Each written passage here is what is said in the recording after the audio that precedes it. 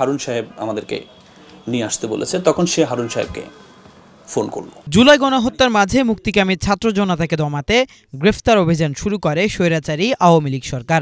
আন্দোলনে সম্পৃক্ততার অভিযোগে যৌথ বাহিনী দিয়ে অভিযান চালিয়ে তুলে নেওয়া হয় কিশোর থেকে বৃদ্ধ সব বয়সীদের। বিশেষ করে ছাত্র পরিচয় পেলেই চলে গণগ্রেফতার। কারাগারে পাঠানো হয় হাজার হাজার ছাত্রকে।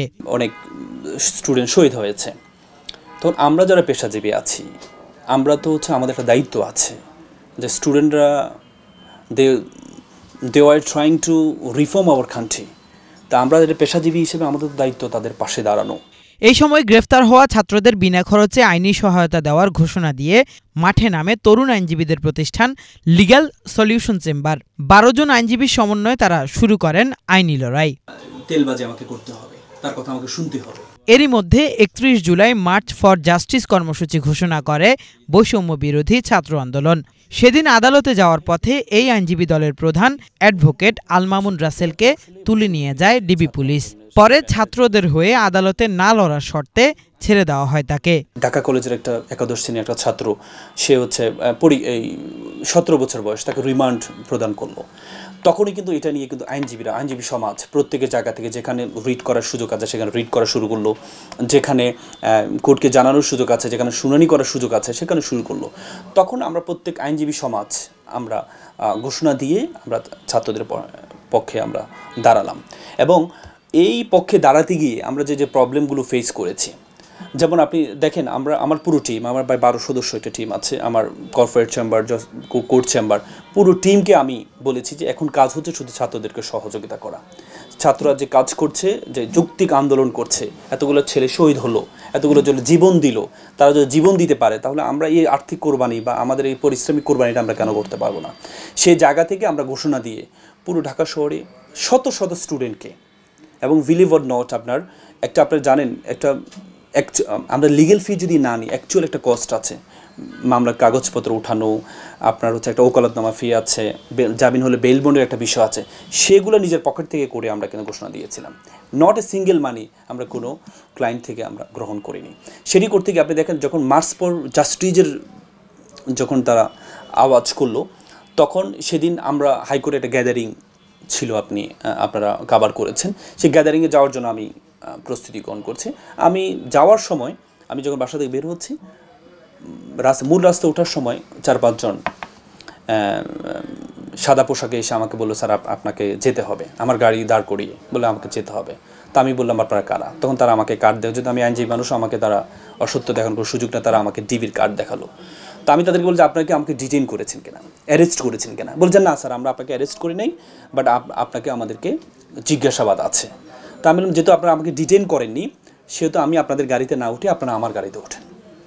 পরবর্তীতে তারা সেটা রাজি হয়েছে। তাদের যে গাড়ি যে ছিল অফিসার 3 জন আমার সাথে আমার গাড়িতে উঠেছে। উঠে পরে আমি ডিবি অফিসে গিয়ে আমাকে নেওয়া হলো। ডিবি অফিসে নিয়ে আমাকে, ইন দ্য মিন টাইম আমার একটা বন্ধু ছিল অ্যাসিস্ট্যান্ট কমিশনার ঢাকাতে, ডিবিতে আছে। আমি তাকে ইনফর্ম করলাম যে বন্ধু এই অবস্থা, আমাকে ওরা ডিবি অফিসে নিয়ে যাচ্ছে, তুমি আছো কোথায়?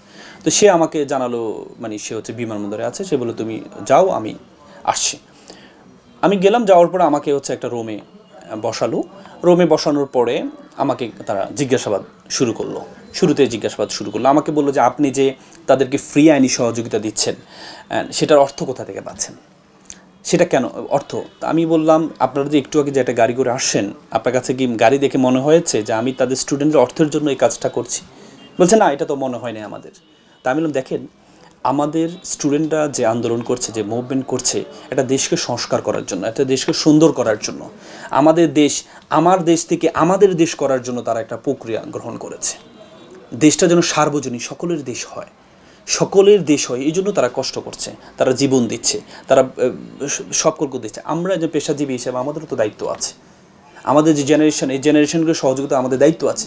সেই দায়িত্ব থেকে আমার মনে হয়েছে, আর এটা আন্দোলনটা যেহেতু ঢাকা বিশ্ববিদ্যালয় থেকে শুরু হয়েছে, আমি একজন ঢাকা বিশ্ববিদ্যালয়ের সাবেক ছাত্র হিসেবে এটা আমার দায়িত্ব তাদের পাশে দাঁড়ানো। তখন আমি তাদেরকে ছবি দেখালাম, দেখেন আমি 2013 সালে 18 সালে আমি I was involve in this movement. আমি তাদেরকে ছবি দেখালাম। তারা দেখার পরে তারা বললো যে আপনি এই। পরবর্তীতে ইন দ্য মিন টাইম আমার এই কি বলে আমার বন্ধুটা আসলো, আসার পরে সে এসে বললো, তখন যারা অফিসার ছিল তারা তাকে সালাম করলো, তখন বললো যে ও আমার বন্ধু। তখন তারা বললো যে কি, তখন আর জিজ্ঞাসার বললো তখন কে বললো যে হারুন সাহেব আমাদেরকে নিয়ে আসতে বলেছে। তখন সে হারুন সাহেবকে ফোন করলো, হারুন সাহেব বললো যে সে তো হচ্ছে এইভাবে মুভমেন্ট করছে, এভাবে ফ্রি আইনি সহযোগিতা করছে। তখন আমার বন্ধুটা বললো, দেখেন ও হচ্ছে খুব জনপ্রিয় একটা পার্সন, সে একজন মোটিভেশনাল বিভিন্ন জায়গায় স্পিচ দেয়, আপনি হয়তো তার বক্তব্য শুনতেও পেরেছেন, সে কোনো he was not involve in any kinds of politics, মানে তাদের বিষয়।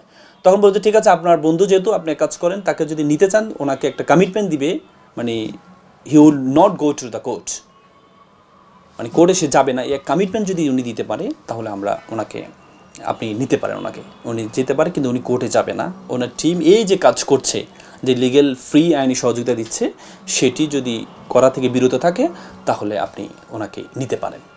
পরবর্তীতে আমাকে আমি এর পরের দিনও আমি চিন্তা করলাম যে না, আমি তাদের ভয়ে, আমি ছাত্রদের পাশে আছি, অনেক হাজার শত স্টুডেন্ট, বহু জায়গা থেকে আমার এখানে কল আসছে, আমার নাম্বারটা সার্বক্ষণিক এঙ্গেজ থাকছে।